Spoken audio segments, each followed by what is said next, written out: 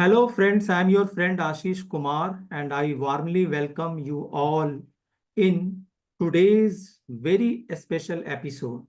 In this episode, we will discuss the changes in women's lives and the evolving perspectives about women in our society.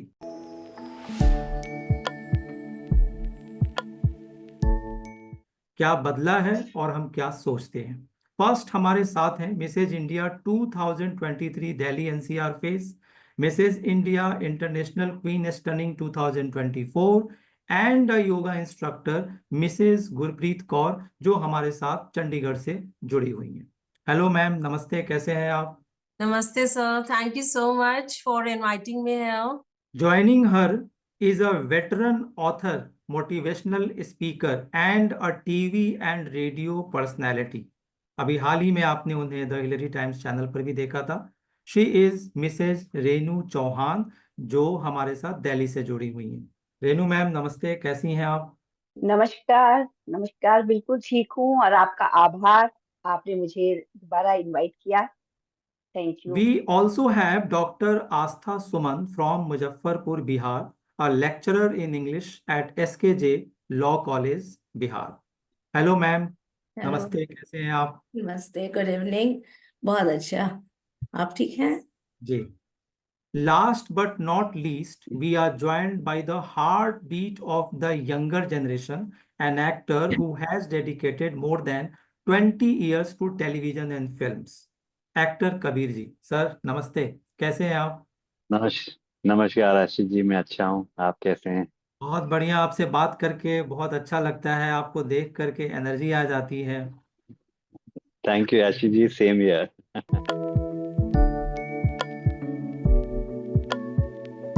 Sir, अक्सर लोग कहते हैं, जो आज हमारा टॉपिक है, अक्सर लोग जब भी जी महिलाओं की बात होती है या महिलाओं के ऑब्जेक्टिफिकेशन को बात होती है, तो लोग बाकी चीजों पे तो उंगली उठाते ही हैं, सिनेमा वालों पे पहले उठाते हैं। ये सब किया धरा सिनेमा का है। तो आपको क्या लगता है, ये वाकई सिनेमा इस पॉल्यूटेड सोच के लिए जिम्मेवार है? सर, इंसान फ्री विल पे बनाया गया है और मुझे ऐसा लगता है कि हर इंसान के दिल में कभी ना कभी हर वक्त ये बात तो आती ही है कि क्या उसके लिए ठीक है और क्या नहीं ठीक है। तो ये किसी को जिम्मेदार ठहराना, मुझे लगता है कि जैसे आवाम में बहुत सारी चीजें चल रही हैं। मेरा मानना ये है कि हम मैच्योर प्राणी बनाए गए हैं और हमें पूरा हक है इस सृष्टि में देखने का, सुनने का और फिर अप्लाई करने का। तो मैं पर्सनली जो जिंदगी जीता हूँ, मैं किसी के ऊपर ब्लेम नहीं करता। हाँ, इंसान से गलतियां भी होती हैं और मुझे गलतियों से ही वो सीखता भी है। तो किसी एक को जिम्मेदार ठहरा देना, मुझे लगता है वो ठीक नहीं है। गलतियां उधर से भी हैं और इधर से भी हैं, मैं ये समझता हूँ। रेनू जी, जैसा कि कबीर जी ने कहा कि इंसान गलतियों से सीखता है। जब आप स्टूडेंट थी, उसके बाद आप मदर, ग्रैंड मदर, बहुत सारे रोल्स में आपने लाइफ को देखा है। तो आपने जिन गलतियों को अपने चाइल्डहुड में देखा है, क्या उनसे आपने कुछ सीखा? आपको लगता है कि हाँ, उन गलतियों को आप अपने लाइफ में या अब जो नए रिश्ते नाते आपके जीवन में आए हैं, खासकर महिलाओं के साथ, तो उनको आप रिपीट नहीं होने देंगी या नहीं होने देती हैं? जी, बिल्कुल सही कह रहे हैं। गलतियों से हम सीखते हैं और सीखना भी चाहिए। यही कारण है बदलाव का और परिवर्तन का। और परिवर्तन और बदलाव दोनों ही एक शाश्वत निरंतर क्रिया है।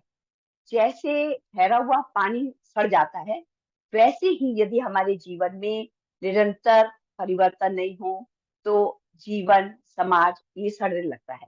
और जहां तक गलतियों की बात है, देखिए, अ, परिवर्तन तो आएगा।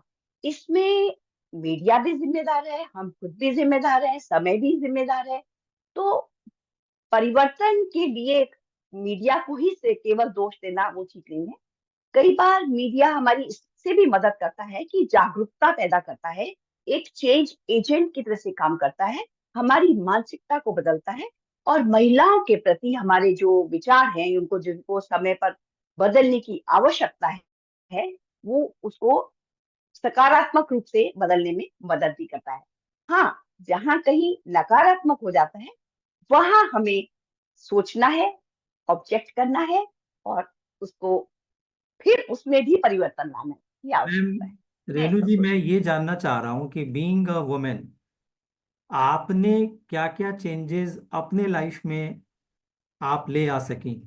आपके घर में डॉटर इन लॉ होगी, आपके घर में डॉटर होंगी, रिलेशन में होंगी, आसपास होंगी, तो आप उनके जीवन में क्या चेंजेस को आप ला पाने में आपको लगता है कि आप सक्सेसफुल रही हैं। हूँ। जी, समय एक ऐसा था जबकि बहू और सास, ननद, भाभी, ये सारे रिश्तों में बहुत कॉम्प्लेक्सिटी थी, जबकि अब समय ऐसा है कि ये कॉम्प्लेक्सिटी बहुत हद तक कम हुई है। अभी दोस्त हैं। पहली बार जब मेरी बहू घर आई थी तो मैंने उसको पहली बात ये कही थी कि हम एक दूसरे के पूरक हैं, कॉम्प्लीमेंट्री हैं, कॉम्पिटिटर्स नहीं हैं, क्योंकि आपका भी ऑब्जेक्टिव एक सफल परिवार बनाना, एक परिवार की अ, खुशहाली की ओर काम करना है और मेरा भी है। तो हम कभी भी एक दूसरे के कॉम्पिटिटर्स नहीं है, कॉम्प्लीमेंट्री हैं। तो ये बात हम दोनों को बहुत अच्छी लगी और मैं ये कहूंगी कि हमारी आज तक किसी बात पर ऊंच नीच कभी कोई बात नहीं हुई और हम बहुत अच्छे दोस्त हैं। एक इक्वालिटी है, एक सम्मान है। जैसे मैं चाहती हूँ कि मेरे दामाद मेरी बेटी का ध्यान रखें, घर के काम में भी हाथ बटाएं, वो वर्किंग है, ऐसे ही जब मेरा बेटा भी उसकी बहू की मदद करेगा या करता है तो मुझे उतनी ही खुशी होती है, उतना ही अच्छा लगता है कि दोनों मिल करके एक परिवार चला रहे हैं। ये एक बहुत बड़ा बदलाव है, लेकिन और भी बदलाव की अभी बहुत जरूरत है, क्योंकि अभी हम अगर हम आपस में एक दूसरे के परिवार की बात करें तो शायद एक एक अलग ही ग्रुप की, एक अलग ही कैटेगरी की बात हम कर रहे हैं। लेकिन बहुत सी महिलाएं अभी भी ऐसी हैं जिनके जीवन में बदलाव की जरूरत है, मानसिकता बदलने की जरूरत है, दोनों को सम्मान दृष्टि से देखने की जरूरत है। महिला को एक दोयम दर्जा देना या बराबर नहीं समझना, उतने सम्मान से नहीं देखना, हाथ उठाना, इज्जत नहीं करना, ये सब बातें बहुत जरूरी है हमें समझने के लिए। और ये मानसिकता बदलने के लिए केवल पुरुष ही नहीं, महिला की मानसिकता बदलना भी बहुत जरूरी है। मेरा बेटा बहुत अच्छा है, सारी गलतियां मेरी बहू में है। मेरी बेटी बहुत अच्छी है और बेटा को मैं कहीं भी कुछ भी कर सकता है। बेटी को संस्कार देना जरूरी है, बेटे को पढ़ाना जरूरी है। बेटी के लिए संस्कार है और पढ़ाई की ऐसी कोई खास आवश्यकता नहीं है, उसको तो चूल्हा चौका करना है और यही सब करना है। जबकि वास्तविकता ये है कि एक साक्षर महिला, जागरूक महिला, जो कि परिवार की धुरी है, वो एक अच्छे ढंग से परिवार चला सकती है। उस परिवार के स्वास्थ्य की, उसकी शिक्षा की बेहतर देखभाल कर सकती है, बेहतर ध्यान रख सकती है बनिस्बत के एक दूसरी महिला जो साक्षर नहीं है या जागरूक नहीं है या जिसको निर्णय लेने का हक नहीं है या उसका कॉन्फिडेंस लेवल बहुत लो है। मैं ऐसा सोचती हूँ और ये मैंने देखा है आपको कि नहीं लगता एक कि जनरेशन से दूसरी जनरेशन में बहुत अंतर आया है। रेणु जी, आपको नहीं लगता कि साक्षरता और सोच, आपने अभी लिटरेसी पर आपने क्वेश्चन उठाया, आपको नहीं लगता कि साक्षरता और सोच दोनों दो चीजें हैं। आजकल जो हम टीवी पर सीरियल्स देखते हैं, 2024 की बात कर रहा हूँ, और जिस तरीके की मदर्स इन लॉ को दिखाया जाता है, सासों को दिखाया जाता है, वो सब पढ़ी लिखी हैं।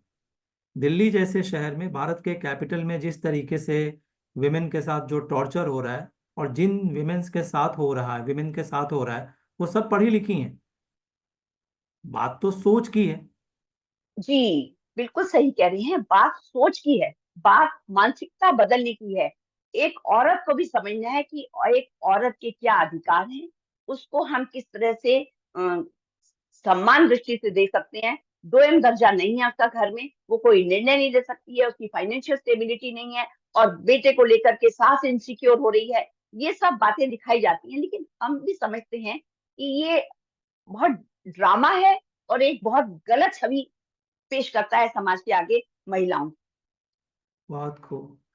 गुरप्रीत मैम, मैं आपसे ये जानना चाहता हूँ कि आप बहुत सारे ब्यूटी शोज के कारण या फ्रॉम डिफरेंट रीजन्स आप अक्सर बाहर जाती होंगी, तो आपने भी बहुत कुछ देखा है, तो आपको क्या लगता है वर्क प्लेस पर जब महिलाएं काम करती हैं, खासकर जब हम ब्यूटी इवेंट्स देखते हैं, तो आपको भी पता है, तो हम आम तौर पर सोचते तो हैं मगर डिस्कस नहीं करते, ओपनली बोलते नहीं हैं, लोगों की सोच क्या है।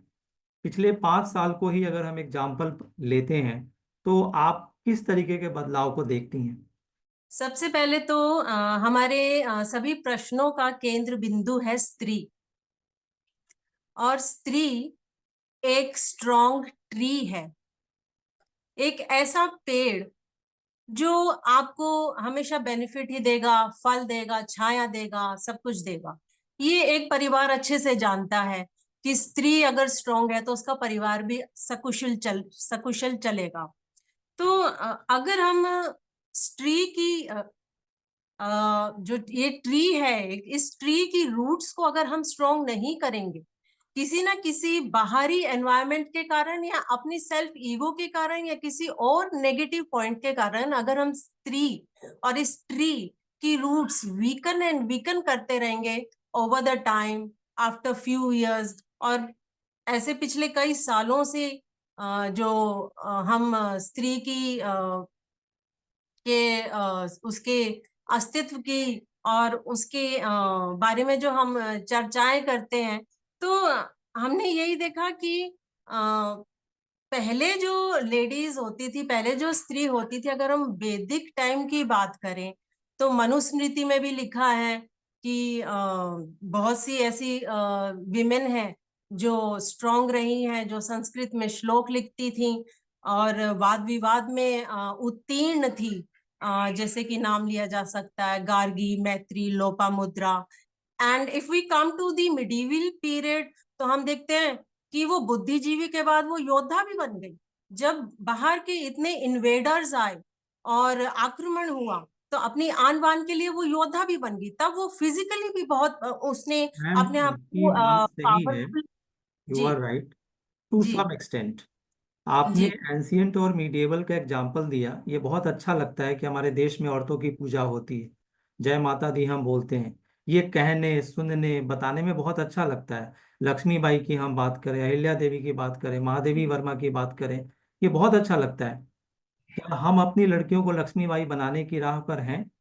बना सकते हैं? आपको लगता है कि ये वाकई हो रहा है? 2024 खत्म होने जा रहा है, 2025 में हम एंटर करेंगे, लेकिन मुझे तो लगता है कि सोच अभी भी वैसे ही है। देखिए, आज के कॉन्टेक्स्ट में भी, अब इस मॉडर्न टाइम में भी ऐसी बहुत सी लक्ष्मीबाई जो है अपने आप को प्रूफ कर चुकी हैं। हम कल्पना चावला का नाम लेते हैं, मैरी कॉम है, ऐसी कई और अन्य महिलाएं हैं जिन्होंने कई क्षेत्रों में बहुत ही अच्छा कार्य किया है।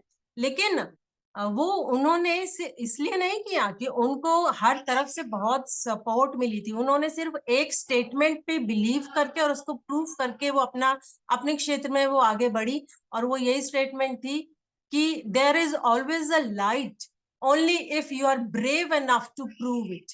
तो अभी भी अगर जब स्त्री ठान लेती है और बिना किसी इतनी हेल्प के भी अगर वो इतनी आगे बढ़ सकती है, तो हम इस बात से समझ सकते हैं कि वो कितनी उसमें क्षमता है, कितनी उसमें एक काइनेटिक पावर है। लेकिन आजकल का जो एनवायरनमेंट जिस तरह से है, जिसे हम मॉडर्न टाइम कहते हैं, और बहुत प्राउड भी फील करते हैं कि आज तो हमें बहुत सी सुविधाएं प्राप्त हैं, लेकिन हमें हर चीज का जो एक प्लस और माइनस पॉइंट होता है, ये बड़ी विडंबना है कि हम ज्यादा माइनस की तरफ चले जाते हैं और इस तरह से कहीं ना कहीं अपने आप को और समाज को क्षति भी पहुंचाते हैं। तो ये बात वाकई एक उच्च सोच की है। और ये हमारे विचार, हमारा एक ऐसा एनालिटिक थिंकिंग हमेशा रहना चाहिए कि हम बाहर से क्या ग्रहण कर रहे हैं या नहीं कर रहे हैं, उससे हमें और हमारे आसपास को जो भी हमारे से रिलेटेड हैं, हमारे से जुड़े हैं, या इवन पूरा समाज और पूरा नेशन, तो वो सब कुछ इफेक्ट करता है। डॉक्टर आस्था जी, आप जिस फैमिली से आती हैं, आपकी मदर भी ऑथर रही हैं, डॉक्टर शीला रानी प्रसाद जी, और कॉलेज प्रिंसिपल भी रही हैं, आप भी लॉ कॉलेज से जुड़ी हुई हैं। जितनी बातें अभी गुरप्रीत मैम ने बताया, ये अच्छा तो लगता है, सारी बातें सही हैं, मैरी कॉम या कल्पना चावला या सुनीता विलियम्स और कल्पना चावला को थोड़ा हम उस एग्जाम्पल को हटा देते हैं क्योंकि वो अमेरिका से हैं, तो वहाँ थोड़ा बहुत कुछ डिफरेंस है। लेकिन हम अपने यहाँ की महिलाओं को जब देखते हैं, चाहे वो कितनी भी सक्सेसफुल हो, और जब हम उनके करीब जाते हैं, नज़दीक से जानने का मौका मिलता है, तो मैं सिर्फ एक ही लाइन कहूँगा कि वो अपनों से ही हार जाती हैं। वर्क प्लेस पे बहुत ज्यादा डिस्क्रिमिनेशन है। हम ब्यूटी शोज इवेंट्स देखना तो चाहते हैं, पर अपने घर की लड़कियों को नहीं भेजना चाहते। सिनेमा तो देखना चाहते हैं, एक से एक सुपर स्टार्स को हम देखते हैं कि उनके खुद के घर की लड़कियां कहती हैं मेरे फादर ने बहुत विरोध किया, वो आने नहीं देना चाहते थे। और वर्क प्लेस पे आज भी वही है जो 20 साल 30 साल पहले था। मुझे तो ऐसा लगता है। आपको कैसा लगता है? आप भी एक वर्किंग वुमेन है। सबसे पहले तो good evening Ashish ji, thanks for inviting me on this platform. Warm wishes और माय को पैनलिस्ट। जो आज का टॉपिक है, या कमिंग ओवर द टॉपिक, हम लोग डेफिनेटली दो नजरिया होता है चीज को देखने का। एक पक्ष तो सकारात्मक है, वमेन आगे बढ़ रही हैं, तरक्की कर रही हैं, almost each and every field में एक सिग्नेचर मार्क तो रखा है अपना, इससे इनकार नहीं है। बट अगर उनकी डीप स्टोरी को में जाते हैं, उनके क्लोज बाई जाते हैं, तो बहुत कम ऐसी फीमेल हैं जिनको कम स्ट्रगल में अपना अचीवमेंट मिल गया हो। अदरवाइज उनके पीछे एक लंबी स्ट्रगल की स्टोरी होती है। डाटा हम सब लोगों के पास है कि फीमेल का बर्थ रेट कम हो गया है, फीमेल कम है, सभी के पास डाटा है, फिर भी भ्रूण हत्या तो हो रही है। एक की हो 10 की हो, वो डिस्कशन एक अलग बात हो गई। होने की जरूरत ही क्यों है? If we are getting empowered तो होने की जरूरत ही नहीं होनी चाहिए। एजुकेशन फील्ड में आते हैं, तभी भी आप देख लीजिए, हमारे यहाँ गांव आज भी शहर से ज्यादा हैं। एक बड़ी जनसंख्या गांव में है, शहर में है जो थोड़ा सा कम डेवलप्ड है मेट्रो सिटी के तुलना में। वहां पे एक अच्छी आबादी है। वहां पे आप देखिए, या मेट्रो सिटी में भी ऐसे एग्जाम्पल्स हैं, ऐसी बात नहीं है वहां नहीं है। अगर एजुकेशन की बात लेते हैं, डेफिनेटली गवर्नमेंट के द्वारा प्रोवाइड किया गया है, बच्चों को पढ़ाई के लिए लड़कियों को प्रोत्साहित किया गया है, बट कितने जा पाते हैं? गांव में अगर एक थोड़ा सा एजुकेशन बगल में हुआ तो भेज दिया, कुछ दूर हुआ तो उनकी सेफ्टी सिक्योरिटी आ जाती है। फिर एक कॉन्सेप्ट आ जाता है कि वो करके क्या करना है, चूल्हा चौका ही बाद में करना है, तो डेफिनेटली उसको आगे नहीं भेजा जाता है। इधर देखिए, अगर इकोनॉमिक कंडीशन पेरेंट्स के उतने ज्यादा नहीं हुए कि हायर एजुकेशन दोनों को इक्वल लेवल पे प्रोवाइड किया जा सके, तो वो डेफिनेटली अपने लड़के को कंसीडर कर लेते हैं, लड़कियों को थोड़ा सा कम करते हैं, बोलते हैं इसको क्या जरूरत, तुम इस लेवल की पढ़ाई कर लो, उसको हायर एजुकेशन में जाने दो, बजट इतना ही है। बचा के क्यों रखना है? दहेज के लिए, उसकी शादी में खर्च होना है। तो आखिर रोजगार में आप लेके आइए, वहां भी डिस्क्रिमिनेशन है, 100% है। अगर आप जा रहे हैं सैलरी में, मेल फीमेल में आता है, डिफरेंस आता है। हर चीजें बोलने की नहीं होती है, फील करने की होती है, डिस्पैरिटी है, हिंसा भी है, रोक डेफिनेटली रोका जाता है, उसके अगेंस्ट लॉज हैं, सब चीज हैं। बट मारपीट फीमेल के साथ गांव में आप जाके देखिए, आज भी लड़कियों को जलाने की चीज या और भी बहुत सारी चीजें हैं जिसमें मारपीट फीमेल के साथ होना नेचुरल फेनोमेना होता है। और लोग इसको, कमाल की बात है कि इसको सुनते हैं, बोलते हैं ऐसा तो होता है, इस पे एडजस्ट करना होता है। यह एडजस्टमेंट फीमेल साइड से डिमांड होती है। आप एक छोटी सी चीज देखिए, दहेज अगर मेरे पास नहीं है, सपोज दैट किसी फैमिली के पास नहीं है, दहेज के अगेंस्ट लॉ है, बिल्कुल है। लेकिन अगर वो फीमेल पेरेंट्स अगर उसकी शादी दहेज के बगैर नहीं कर पाते हैं, दहेज नहीं दे पाते हैं, प्रॉपर अच्छी शादी नहीं हो पाती है, हम आप कहाँ उसको कंसीडर करते हैं? हम ही आप कल होके बोलते हैं कि भाई उसकी शादी क्यों नहीं हुई? शादी नहीं हुई तुम्हारी, तुम दहेज के लिए पैसा रखना था, ये तो एक एक्सेप्टेड नॉर्म्स है।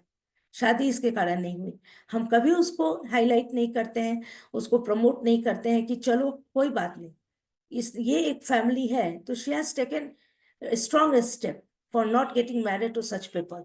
है ना, वो उस मैन से, उस पीपल, उस फैमिली से नहीं जुड़ा, दहेज के लिए नहीं शादी की, हमने उसको सपोर्ट नहीं किया, हम उससे क्वेश्चन पूछते हैं, उसकी शादी नहीं हुई, ये एक इशू आता है। तो बहुत सारी चीजें हैं, लॉ बहुत सपोर्टिव बना है, फीमेल के लिए बहुत सपोर्टिव बना है, बट ग्राउंड लेवल पे हम उसको यूटिलाइज नहीं कर पाते हैं।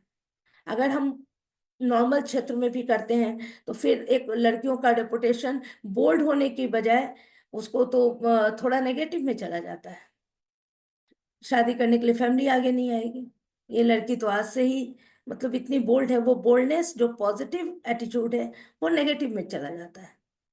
तो ग्राउंड लेवल पे हम देखते हैं, हेल्थ केयर आप देख लीजिए, फीमेल का बेबी बर्थ में बहुत सारी फीमेल का डेथ आज भी हो रहा है।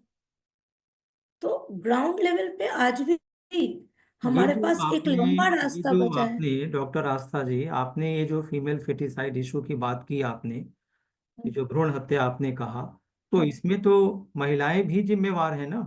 घर की सास, घर की माँ वही तो हाँ कहती है कि हाँ लड़का है। चाहिए। तो फिर ये भी हमको देखना पड़ेगा ना कि वो ऐसा कर रही हैं तो किस, कुछ तो में उनकी मेंटालिटी होगी वैसी, उनको वो प्रेशर लगती हैं लड़कियां, प्रेशर क्यों लगती हैं, ये रीजन तो होगा ना। ये प्रेशर इसलिए लगती है कि कहीं ना कहीं उनको मतलब सेफ्टी के लिए देखना पड़ता है, लड़कियों की रिस्पॉन्सिबिलिटी उनको ज्यादा फील होती है। हमारे यहाँ सेफ्टी सिक्योरिटी का इशू आ जाता है, या तो फिर उनकी शादी एक मेजर इशू है, आप देख लीजिए ग्राउंड लेवल पे एक सबसे ज्यादा मेजर इशू आ जाता है शादी। किसी के यहाँ बेटी होती है तो एक सपोर्टिव स्टेटमेंट चलता है, चलो लक्ष्मी आई है, लड़का हुआ that is a complete statement, काश उसको बेटा हो जाता है, एक तीन तीन बेटी एक बेटा हो जाता, व्हाट्स द नीड। तो ये नीड कहीं ना कहीं फील होता है ना, तो ये कहीं ना कहीं हम सब जिम्मेदार हैं, हम सबको कोशिश करनी पड़ेगी, है ना। ये तो बहुत फीमेल से बड़ा जुड़ा हुआ विषय है, बड़ा उबल उबल के फीलिंग आती है बोलने के लिए इस पर, है ना। तो डेफिनेटली इसमें हम सबको प्रयास करके ही एक एटमॉस्फेयर ऐसा देना पड़ेगा जिसमें हम लड़कियां बोझ न फील हो पेरेंट्स को। बहुत खूब। रेणु जी, मैं आपसे एक बात कहना चाहूँगा। अभी जैसा डॉक्टर आस्था जी कह रही थी कि लड़कियों के होने पर जिस तरीके से कॉन्ग्रेचुलेटरी अवार्ड दिए जाते हैं, वो कहीं ना कहीं मुझे भी वो डिस्क्रिमिनेशन का उसमें स्मेल मुझे महसूस होता है। मैं खुद का एग्जांपल देना चाहूँगा। जब मेरी दो डॉटर्स हैं, और हर बार यही बोला गया, धीरज रखो, भगवान तुम्हारे बारे में भी कुछ करेगा, घबराने की बात नहीं। अरे मैं तो सोच भी नहीं रहा हूँ, मैं तो घबरा भी नहीं रहा हूँ, ये मैं 21वीं सदी की बात कर रहा हूँ। आप क्या सोचती हैं? मुझे तो लगता है कि जो जैसा डॉक्टर आस्था जी कह रही हैं कि ग्राउंड जो रियलिटीज है वो कुछ भी नहीं है, जीरो है। आप बताइए। बिल्कुल सही कह रहे हैं। इनकी डॉक्टर आस्था की बात से मैं दो तीन इश्यूज है जिन पर बात करना चाहूंगी। एक तो एक ही वर्क प्लेस। देखिए, वर्क प्लेस में ही डिस्क्रिमिनेशन होता है। एक महिला को अपने आप को प्रूव करने के लिए कि उसके उसमें दिमाग है, रेणु जी, उसमें रेणु कैपेबिलिटीज जी, है। घर में भी डिस्क्रिमिनेशन होता है। घर में भी होता है। जैसा उन्होंने बताया कि लड़की अगर कम दहेज लेके आती है तो डिस्क्रिमिनेशन होगा, थ्रू आउट होगा। अगर एक लड़की वर्किंग है, एक लड़की नॉन वर्किंग है, मैं डॉटर इन लॉ की बात करता हूँ, तो भी डिस्क्रिमिनेशन होगा। एक लड़की चाहे वो दिल्ली में हो चाहे गांव में हो, अक्सर हम उसे बोल देते हैं ढंग के कपड़े पहनो। ये क्या है? डिस्क्रिमिनेशन तो घर से स्टार्ट हो रहा है। बिल्कुल सही बात है। जब हम डिस्क्रिमिनेशन की बात करेंगे तो थोड़ा सा पुरुष तत्व भी आ जाएगा, तो उसके लिए आप मुझे वो मत करिएगा। क्योंकि डिस्क्रिमिनेशन तो तभी होता है जब एक तरफ आप महिला और एक तरफ पुरुष रख रहे हैं। डिस्क्रिमिनेशन देखिए, फीमेल इन्फेंटिसाइड से डिस्क्रिमिनेशन शुरू हो जाता है। घर की महिला को ये सिखाया जाता है कि पुरुष को आप सबसे अच्छा खाना दीजिए, वो बाहर जाता है, वो काम करता है। यानी कि जो उसका काम जो है वो पैसे से जुड़ गया। फाइनेंशियली जो काम कर रहा है, जो ट्रैक्टर चला रहा है, वो काम इंपॉर्टेंट है एग्रीकल्चर में। जबकि कृषि खेती बाड़ी में महिलाएं पुरुषों से कहीं अधिक काम कर रही हैं, ये रिसर्च ने प्रूव कर दिया है। तो हमारी, मैं यही कहती हूँ, कानून है, लेकिन अगर कानून से ही काम बन जाता तो बलात्कार नहीं होते, फीमेल इन्फेंटिसाइड नहीं होता, दहेज को लेकर के प्रताड़ना नहीं होती। कानून क्या सब कुछ कर सकता है? नहीं। वही बात आती है, हमको अपनी मानसिकता बदलनी है। Female is a productive resource, not a ma'am product. Ma'am as you stated कि मानसिकता बदलनी है, ये बदलेगा कौन? ये बदलाव हम की लोग बात कहाँ से होगी? हम लोग सब मिल करके, ये जो मीडिया है, जो टीवी है, जो सिनेमा है, वो भी बदलेंगे। और हम एनजीओ, चेंज एजेंट, राइटर्स, हम सब बदलेंगे। हम सबको बदलना होगा, ये हमारा दायित्व है। आप जैसे आज इस टॉपिक को लेकर के बैठी हैं, तो बहुत लोगों की सोच बदलेगी कि महिला एक रिसोर्स है। जबकि महिला को अपने आप को वर्क प्लेस पे प्रूव करने के लिए पुरुष से कहीं अधिक काम करना पड़ता है। पुरुष उसको तो आता ही है, फाइनेंशियल उसको तो आता ही है, वो कर लेगा। जबकि अगर महिला कहे कि मैं फाइनेंशियल में ये संभाल सकती हूँ, तो आप क्या करेंगी? आपको फाइनेंस की स्पेलिंग आते हैं? मतलब इस तरह के सवाल उठाए जाते हैं। तो ये बहुत जरूरी है कि कानून के साथ साथ, कानून हमारी मदद करता है, इसमें कोई शक नहीं, लेकिन कानून के साथ साथ हमारी सोच में बदलाव आना, हमारी मानसिकता में बदलाव आना बहुत जरूरी है। कि अनऑर्गेनाइज सेक्टर में भी जो महिलाएं काम कर रही हैं, या घर पर भी जो काम कर रही हैं, वो भी काम कुछ मायने रखता है। हम ये कहें जो बाहर से कमा करके ला रहा है वही काम है, नहीं, जो घर में काम हो रहा है वो भी काम है। हमें कहा जाता था, हमारी मदर कहा करती थी कि पुरुष तलवार से भी कमा करके लाएगा, तो महिला यदि घर में सुई से उसको कुरेद के संजोएगी नहीं, तो कुबेर का खजाना भी कम पड़ जाएगा। तो एक उसके काम को महत्व देना भी जरूरी है, उसको फाइनेंशियली स्टेबिलिटी देना भी जरूरी है। उसके बावजूद भी जब तक मानसिकता हमारी नहीं बदलेगी, औरत का दोयम दर्जा नहीं बदलेगा, तो फाइनेंशियल स्टेबिलिटी या कुछ नहीं बदलने वाला है। पहले से बहुत फर्क पड़ा है, ऐसा नहीं है, लेकिन अभी भी बहुत बदलाव की जरूरत है। कबीर जी आप ये बताइए, अभी आप रेणु जी को सुन रहे थे, डॉक्टर आस्था जी ने भी बहुत ग्रास रूट इश्यूज को उन्होंने उठाया। आप ये बताइए कि एक संदर्भ में इन्होंने कहा कि आप जिम्मेवार हैं, आप मतलब पुरुष जो है वो जिम्मेवार है। आप कितने जिम्मेवार हैं? आपने महिलाओं को लेकर के अपनी सोच में क्या क्या बदलाव आप लेकर के आए? और एक और भी महत्वपूर्ण बात उन्होंने कहा कि रिसर्च के अनुसार, आप इस पॉइंट पे ध्यान दीजिएगा, according to research as she stated, महिलाएं पुरुषों से ज्यादा काम कर रही हैं। यह सही है? चिंता की बात है? आप इसे कैसे देखते हैं? बराबर होना चाहिए, ज्यादा क्यों, कम क्यों? आशीष जी, आज भी मेरी माँ काम कर रही है। और मेरी माँ जो है वो लेट 60s में है, 70 की हो जाएंगी, but she is still working as a chef.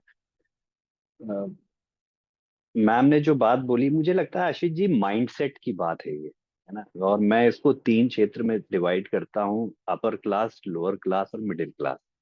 यानी कि गरीब आदमी, और एक काम करने वाला आदमी, और एक जो है जो काम करवा रहा है ना। सो जो गरीब से लेके काम करवा रहा है तक के, यानी कि अंबानी की भी आप वाइफ को देख लीजिए, मतलब, है ना। और गरीब जो काम कर रहा है उसमें भी ज्यादातर झाड़ू पोंछा लगाने वाले जो हैं वो फीमेल्स हैं। फिर मिडिल क्लास में भी ज्यादातर मैं फीमेल्स को देखता हूँ जो काम है। जैसे मैंने 10 साल से फिल्म इंडस्ट्री में, टीवी इंडस्ट्री में भी ज्यादातर काम फीमेल्स कर रही हैं। जैसे मैंने आपको बताया कि 10 साल से मैंने काम नहीं किया है। ये काम नहीं करना मेरी चॉइस नहीं है, काम मिलता नहीं है। अब फिर मैं ये कह रहा हूँ कि एजुकेशन और बहुत जरूरी है। हमने जो है ना थोप दिया है, इसकी वजह से हो रहा है, उसकी वजह से हो रहा है, इनकी वजह से हो रहा है। और मैंने जहां तक ऑब्जर्व किया है, देखिए मैं आई एम अ मैन, तो फीमेल आदमी और औरत बिल्कुल डिफरेंट क्रिएशन है। तो मैं टिप्पणी औरत के ऊपर कर नहीं सकता हूँ, लेकिन मैं जितना मैंने देखा है मुझे लगता है कि औरत ही औरत को दबाने में ज्यादा लगी रहती है। जैसे ना, देखिए घर में भी सास बहू का झगड़ा अक्सर आपने टीवी में देखा होगा। बिजनेस ऑफिस लेवल पे औरत काम भी कर रही है, तो मैं अक्सर डिबेट्स में देखता हूँ। हमारे फिल्म इंडस्ट्री में भी काट होती रहती है ना। 4 लोग बैठ गए और एक दूसरे की जो है ना गॉसिप और इस तरीके का। तो मुझे लगता है ये काम घर से ही शुरू होता है। अगर घर में भी जो है, मैं पर्सनली देखता हूँ, एक माँ जो है वो बेटे की तरफ उसकी उसका ज्यादा तवज्जो, मतलब ज्यादा ध्यान रहता है। बेटे को वो बहुत, मतलब है ना, पैम्पर, और मेरे घर में भी बेटा जो है वो बहुत पैम्पर, और बेटियों को लाइट लिया जाता है।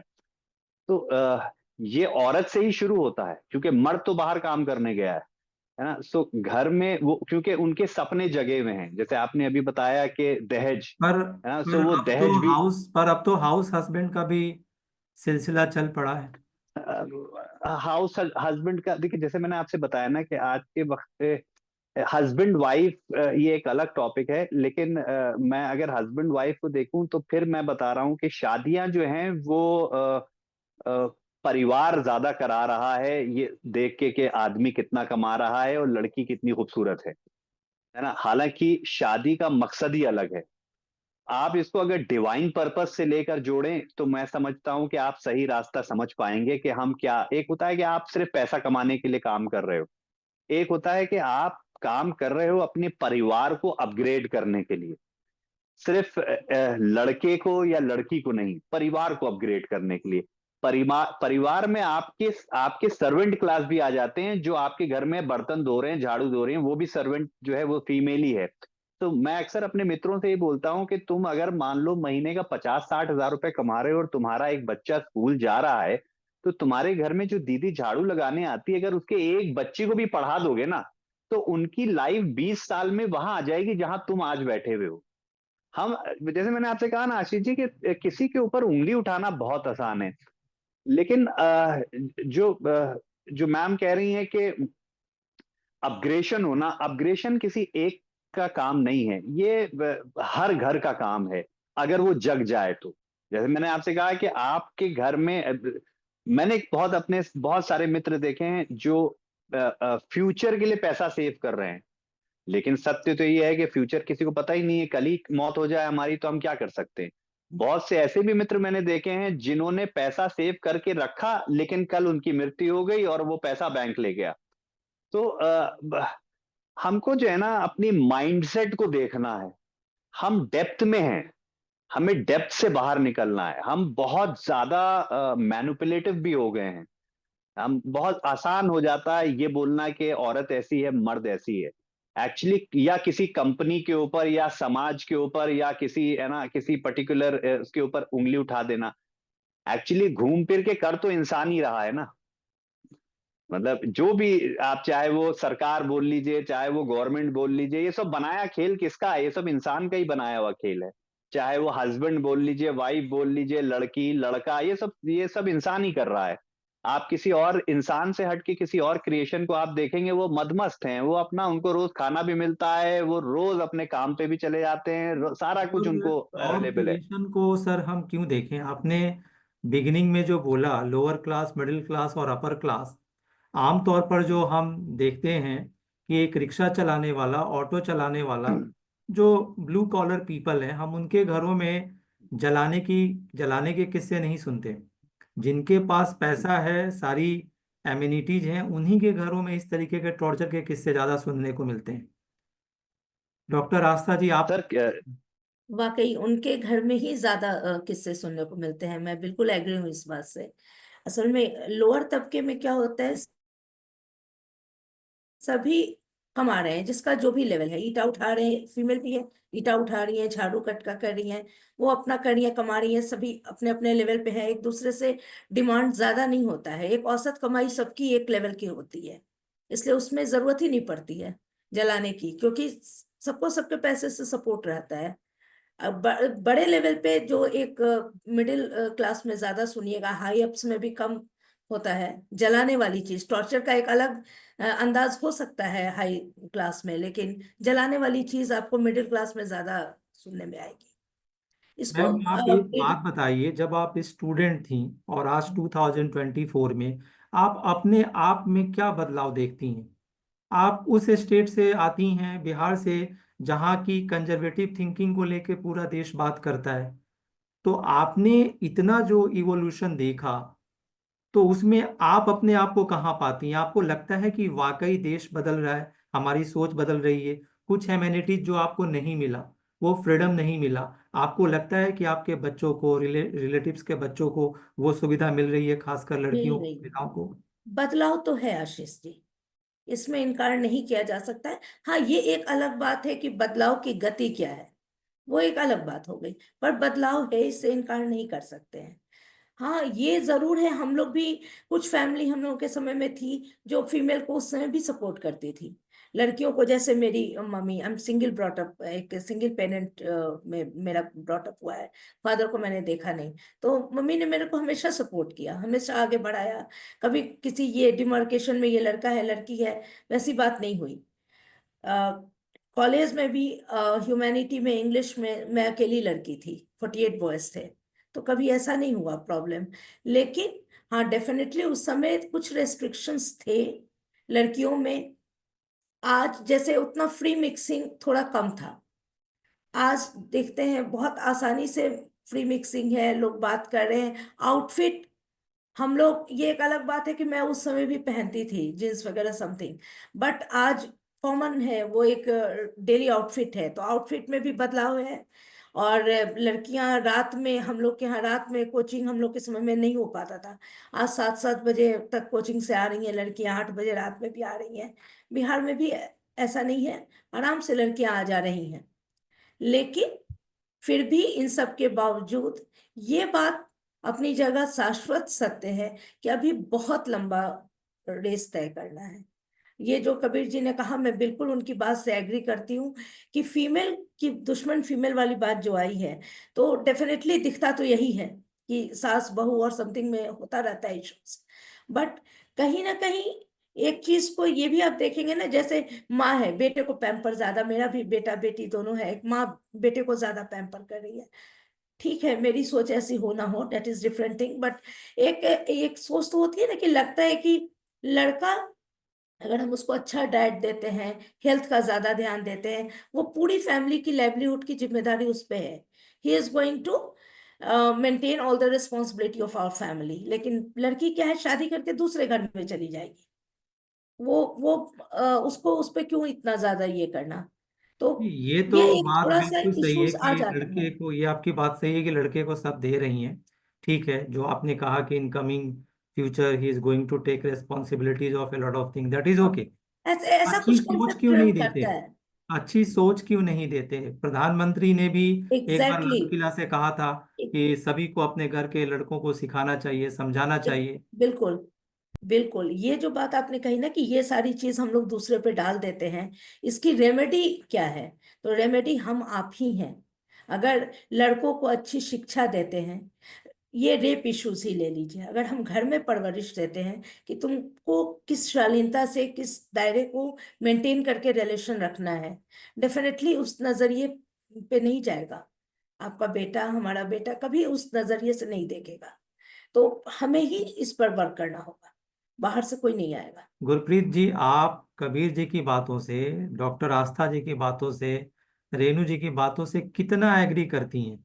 खास करके रेणु जी ने कहा महिलाएं ज्यादा काम कर रही हैं, आस्था जी ने कहा आउटफिट में बदलाव है, सोच में बदलाव है, लड़कों को सिखाना चाहिए, इस बात का भी उन्होंने उसकी एडवोकेट किया। आपको क्या लगता है, कभी आपके मन में आया वर्क करते हुए कि हे प्रभु अगले जन्म मोहे बिटिया न कीजो? नहीं सर, मैं तो बिल्कुल बहुत प्राउड फील करती हूँ बीइंग अ वुमेन।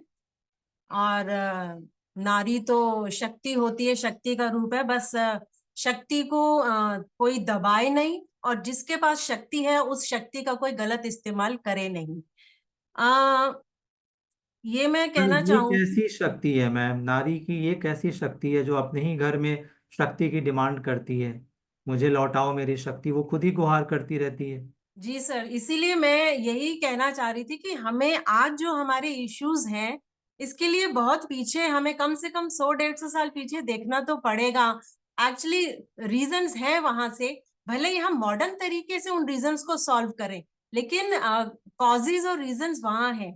तो जैसे हम अगर सोशल इशू की ही बात करते हैं, तो फीटिसाइड है, डाउरी है, सती प्रथा जो बहुत पहले चला करती थी, गर्ल्स और बॉयज के बीच में लिटरेसी रेशो बहुत कम है, इवन पैट्रियार्की सिस्टम चलता है, पैट्रियार्की सिस्टम नहीं है। और अभी तो रिसेंट कुछ सालों से हम बहुत ही एक हीनियस एक्ट देख रहे हैं, विच इज एसिड अटैक जो करते हैं अब फीमेल्स के ऊपर अपनी किसी भी ईगो के कारण या किसी भी कारण से। ईव टीज है, स्टॉकिंग है, ये सब क्या है? This all is an addiction. और एडिक्शन हमेशा सिर्फ एक गलत चीज का ही होता है। एडिक्शन देख लीजिए, जैसे अल्कोहल है या स्मोकिंग है या इवन हमारी चाय का एडिक्शन है, ये सारी वो एडिक्शंस है जिनसे हमेशा हमें सिर्फ नेगेटिव रिजल्ट्स ही मिलने हैं। So it is a kind of an MSG in our minds. ये हमारे पुरुष प्रधान समाज में पहले तो ये पुरुषों में MSG था, और अब धीरे धीरे करके पिछले कुछ सालों से, चाहे आप उसे 100 साल भी कह सकते हैं, तब से ये स्त्रियों में भी ये MSG आ चुका है। And what is MSG? It is a kind of salt of a sodium. ये हमारे फूड्स में डलता है, खासतौर पे बाहर के जंक फूड में, कि अगर एक बार हमने चख लिया तो हमारा दिल दिमाग हमेशा उसकी बार बार इच्छा मतलब करता है। आपको लगता है कि जंक फूड हमारी सोच को प्रभावित कर रहा है? बिल्कुल, वो तो करता है। यहाँ मैं बीइंग अ न्यूट्रिशनिस्ट मैं ये भी कहूंगी कि जंक फूड तो हमारी सोच को बहुत धीरे धीरे नेगेटिव और बहुत डिप्रेसिव बना देता मोरल है। एजुकेशन, जो नैतिक जी, शिक्षा है, वो कहाँ मिल रहा है? वो तो कहीं नहीं है ना। वो तो कोई नहीं दे रहा है। अगर आप भारत की राजधानी में अगर 10 बजे रात में अगर आपको निकलने के लिए सोचना पड़े, तो कहाँ है मोरल एजुकेशन? हर काम कानून के थ्रू तो आप नहीं करा सकते। संक्षेप में रेनू जी, आप क्या कहेंगी? मैं यही कहूंगी कि जहां हमने मानसिकता की बात की है, ये मानसिकता बदलना बहुत जरूरी है। और ये कानून के साथ साथ मानसिकता भी, कानून बदलने से, कानून को इम्प्लीमेंट करने से भी फर्क पड़ेगा, जब हम स्ट्रिक्ट हो जाएंगे कानून को इम्प्लीमेंट करने से। इसके अतिरिक्त बहुत इंपॉर्टेंट बात है कि महिला स्वयं को इम्पोर्टेंस दे, अपना महत्व समझे, मारपीट नहीं सहे, अन्याय नहीं सहे, डिस्क्रिमिनेशन नहीं सहे। यही कारण है कि आज डाइवोर्स रेट्स बढ़ रहे हैं, marriage as an institution losing its importance, live in relationship बढ़ रहे हैं, क्योंकि एक महिला भी देखने में लगी है कि what is there for me in the marriage. उसके उसके सपनों को भी इम्पोर्टेंस देनी है, उसकी सोच को, वो क्या चाहती है। जब वो अपने माँ बाप के साथ है तो माँ बाप कहते हैं बस बहुत हो गया, बाकी अपने घर जाके करना। अरे घर? कैसा घर? कौन सा घर? ये घर नहीं है जहां मैं 25-30 साल बिताऊंगी। वहां घर दूसरा घर होगा, जहां सास कहेगी बहुत हो गई पढ़ाई, बहुत हो गया ये। बहुत लोगों को हमने देखा है, अच्छा लिखते हैं, अच्छा चित्रकारी करते हैं, बहुत सी टैलेंट है, लेकिन जब वो ससुराल में आते हैं तो सब कुछ एक ठंडे बक्से में बंद हो जाता है। ऐसा क्यों? उसको इम्पोर्टेंस देना और उसे अपने आप को इम्पोर्टेंस देना बहुत जरूरी है। कानून की आवश्यकता क्यों पड़ती है? कानून तब चाहिए होता है जब आदर्श स्थिति नहीं होती है, जो कि नहीं है, इसीलिए कानून आ रहा है। लेकिन आदर्श मतलब स्थिति आपका भी बना, यही कहना है कि कहीं ना कहीं मोरल एजुकेशन की कमी के कारण ये हो रहा है? कि बिल्कुल सही बात है। कबीर जी, हमें आप, संस्कार मैं भी देने हैं। कंक्लूड कर लेते हैं, टाइम कम है। कबीर जी, जी, टाइम कम है, आप भी संक्षेप में बता दीजिए कि आप कहाँ तक इनकी बातों से आप सहमत हैं। क्योंकि अभी अभी रेणु जी ने एक बहुत अच्छी बात कही, स्ट्रिंजेंट पनिशमेंट की। वाकई हम सब इसकी कमी फील कर रहे हैं। अगर स्ट्रिंजेंट पनिशमेंट को अगर हम स्ट्रिक्टली लागू करें, तो वो कहीं ना कहीं हमारे सोच पे, पॉल्यूटेड सोच पे अंकुश का काम करेगा।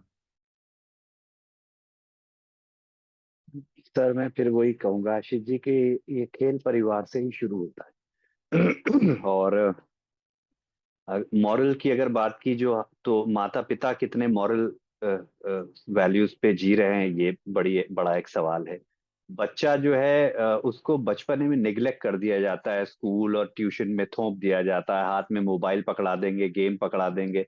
हालांकि बच्चे का समय जो है वो माता पिता के साथ 5 साल से लेके 15 साल के बीच तक के माता पिता को रहना बहुत जरूरी है।